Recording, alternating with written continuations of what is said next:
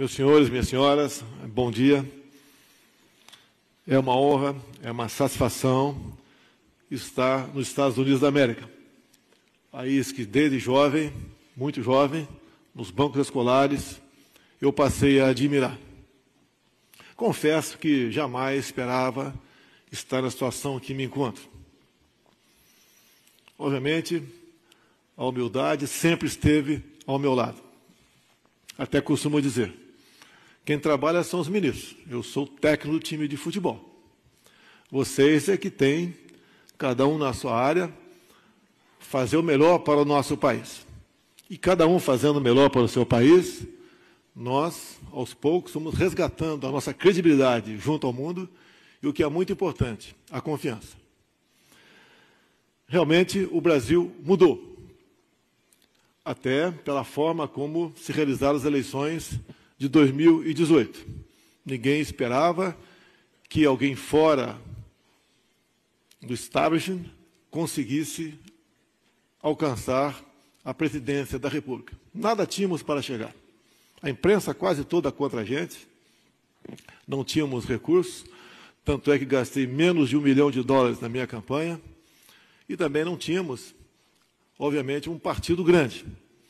Mas, tendo a verdade acima de tudo, e não tendo medo de mostrar as potencialidades do Brasil e os seus problemas, e como resolvê-lo com o parlamento brasileiro, sempre deixei bem claro isso em todas as minhas andanças, nós podíamos vislumbrar um Brasil diferente. Com todo respeito aos Estados Unidos, falando em potencialidades, ninguém no mundo todo tem a biodiversidade que nós temos, as riquezas minerais. Dentro de um pequeno espaço de terra, o estado de Roraima, ali temos toda a tabela periódica embaixo da terra, água potável, riquezas naturais, belezas naturais, ninguém tem o que o Brasil tem. Até mesmo se olharmos a Baía de Angra, onde estou lutando, ainda em contatos com o parlamento brasileiro para revogar um decreto. Olha o nível de burocracia que ainda temos no Brasil, mas estamos vencendo. Para revogar um decreto presidencial, tem que ser uma lei. Agora, se nós conseguirmos, junto ao parlamento, revogarmos esse decreto, temos recursos de fora do Brasil para investirmos em turismo. Tenho certeza, com todo respeito ao México, teremos uma Cancún, né? O algo até superou a Cancún, lá na Baía de Angra, no Rio de Janeiro, e assim em vários pontos do Brasil. Temos enormes espaços vazios, temos a maior floresta preservada do mundo, como o senador que me antecedeu há pouco aqui disse, que nós preservamos o meio ambiente. A floresta é úmida, é mentirosa a informação, os fake news, obviamente, que falam a respeito do Brasil sobre focos de incêndio ou queimadas da região amazônica. Isso existe quase que na periferia, uma coisa quase que cultural por parte do povo que busca alimentação, fazer seu pequeno roçado. E isso tudo é potencializado por quê? Já que se falou de Amazônia aqui. Nós temos problemas, mas temos soluções também. Estamos aos poucos conseguindo fazer com que se mude essa legislação do Brasil e o Brasil cada vez mais se abra para si e para o mundo, para o progresso e para o bem nosso e de toda a humanidade. A nossa Amazônia sofreu de 92 para cá uma verdadeira indústria da demarcação de terras indígenas. Hoje em dia o Brasil tem 14% do seu território demarcado como terra indígena. Ninguém tem isso no mundo. Obviamente sabemos que outros países nem se falam em comunidades indígenas, tá? Mas, levando-se em conta um povo que existia lá, ninguém tem isso. E o que alguns países queriam da Europa é que esse atual governo meu chegasse até 22, demarcando 20% como terra indígena. Isso não será realizado. O Brasil mudou e a Amazônia é nossa. E vamos lutar por ela.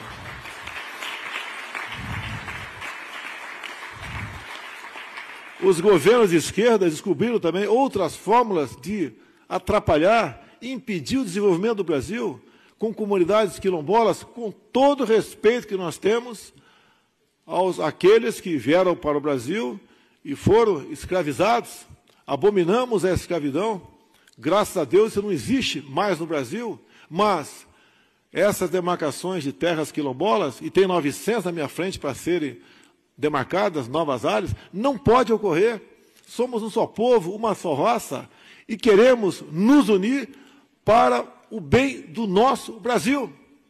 O Brasil, além das riquezas que falei aos senhores, tem um povo também maravilhoso, um povo pacífico, um povo ordeiro, um povo trabalhador, que tem seus problemas, obviamente, tá? Mas cabe a nós, políticos, em especial do Executivo e do Legislativo, buscar solução para isso. Estamos conseguindo, estamos mudando. Os nossos ministros, pela primeira vez na história do Brasil, foram escolhidos pelos critérios técnicos. Os melhores que haviam no mercado e que se voluntariaram para tal, estão compondo o nosso governo.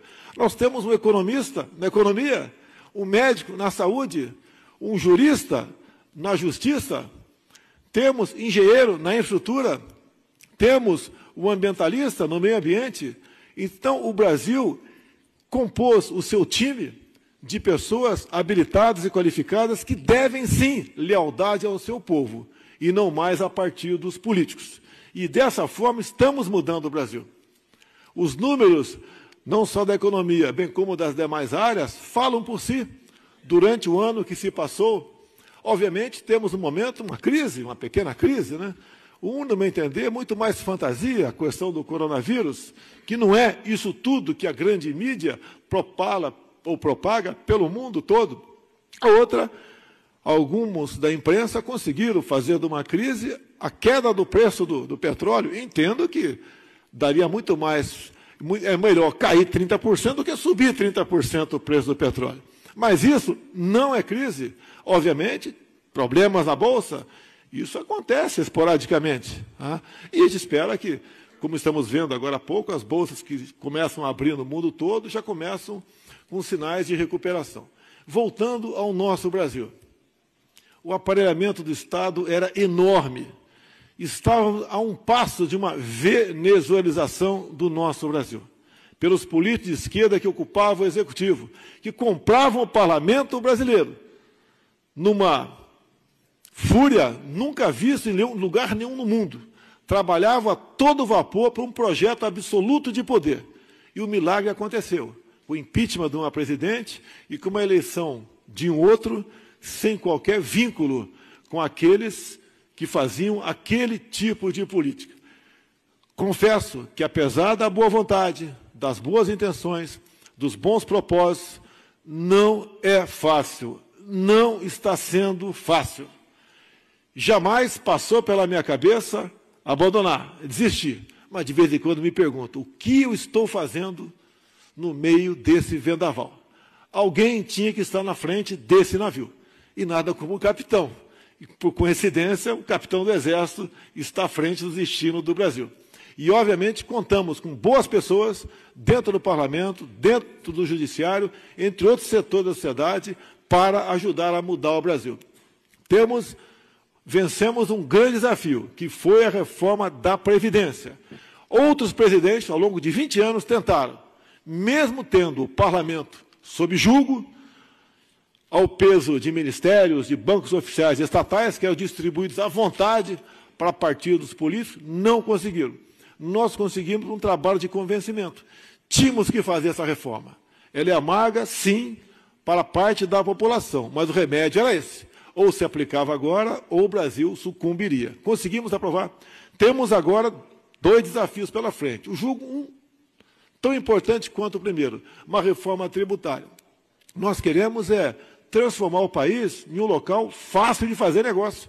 Que hoje em dia somos um dos países ainda mais difíceis de fazer negócio. E queremos simplificar tudo isso daí. Uma outra reforma tem a ver com o servidor público, que ao longo dos últimos 30, 40 anos, tive seu quadro bastante inchado. Nós não queremos demitir nenhum funcionário, nem quebrar a estabilidade de nenhum funcionário. Queremos uma legislação daqui para frente, que faça justiça, obviamente, com os funcionários e bem como com os pagadores de impostos, que pagam pesados impostos em nosso Brasil. Creio que, vencendo esse desafio, tive uma conversa por WhatsApp rápida com o presidente da Câmara dos Deputados, Rodrigo Maia, e ele falou que, pese alguns problemas que sempre existiram e sempre existirão entre o Executivo e o Legislativo, ele está pronto para levar essas propostas avante. E tenho certeza que conseguiremos vencer esse último obstáculo para o bem do nosso Brasil. E dessa forma estaremos abertos ao mundo todo, buscando uma outra legislação, uma forma de buscarmos o livre comércio. Como conversei rapidamente com o senhor Donald Trump no último sábado, e ele falou que há o interesse de começarmos a discutir uma política de livre comércio entre Brasil e Estados Unidos. Isso, no meu entender, é fantástico para todos nós, que nós estamos demonstrando que queremos, sim, o livre comércio, queremos que a livre iniciativa se faça presente nesses momentos. E, mais do que tudo, ao assumirmos e colocarmos em prática aquilo que falamos durante a campanha eleitoral, bem como o que estamos fazendo no momento, com a ajuda do Parlamento brasileiro, restabeleceremos de vez a confiança do Brasil junto ao mundo. Assim sendo, eu sei que a vontade, a certeza e a garantia de os senhores investir no Brasil será muito forte para o bem dos nossos países. Entrando na questão política, sabemos do problema da Venezuela, sabemos da dificuldade para resolver esse problema.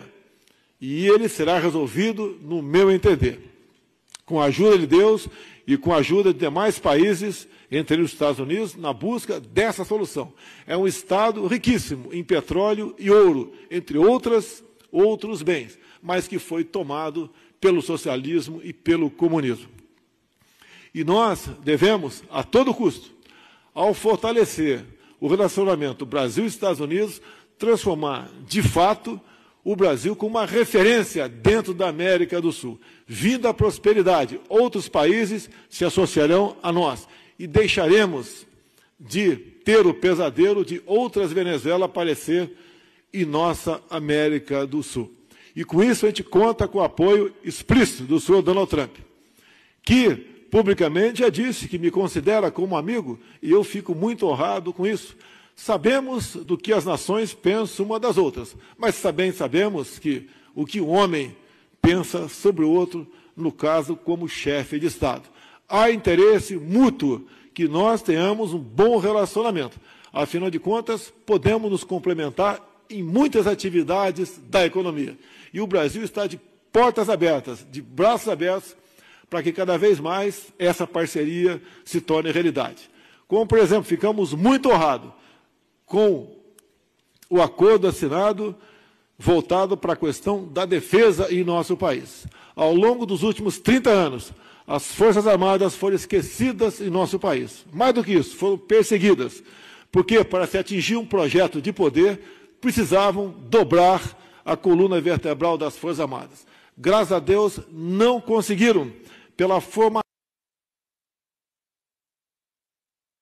patriótica dos nossos homens e mulheres militares, que têm, acima de tudo, o amor inseparável de democracia e liberdade. Isso manteve o Brasil vivo. Isso não aconteceu na Venezuela. Isso, graças a Deus, no Brasil está vivo esse sentimento que existe nas Forças Armadas, verdadeira instituição responsável pela democracia e liberdade. O povo do Brasil sempre contou com as suas Forças Armadas, como nós, brasileiros e americanos, estivemos na Segunda Guerra Mundial combatendo o nazifascismo. Essa é uma breve história do Brasil. As nossas potencialidades estão aí. Precisamos, sim, cada vez mais nos aproximar, porque isso é bom, no meu entender, não só para os Estados Unidos e o Brasil, é bom para o mundo. E é muito bom viver em liberdade. Costumo dizer que existe um bem maior do que a vida, que é a liberdade. Porque sem liberdade não há vida. E os Estados Unidos é um exemplo de democracia e liberdade para o mundo, que cada vez mais nós queremos nos aproximar, recuperar aquilo que foi esquecido ao longo de 20 e 30 anos por parte de outros presidentes, por outras questões totalitárias. Nós estamos dispostos cada vez mais de seguirmos de mãos dadas nesse destino. Nesse último sábado, tive a honra de, pela quarta vez, encontrar-se com o senhor presidente Donald Trump. Confesso que tenho grande simpatia e respeito por ele. E quero continuar gozando da simpatia e respeito, que, afinal de contas, ele sabe que a recíproca é verdadeira. Os nossos países são quase que irmãos. E esse eixo norte e sul é fundamental para todos nós. Então, o que eu peço a vocês, se bem que vocês já têm como comprovar, é que cada vez mais nós venhamos a nos unir para que possamos atingir os nossos objetivos. Meus amigos, meus irmãos, muitíssimo obrigado pela oportunidade, pelo carinho, pela consideração e pela confiança. América grande, Brasil grande.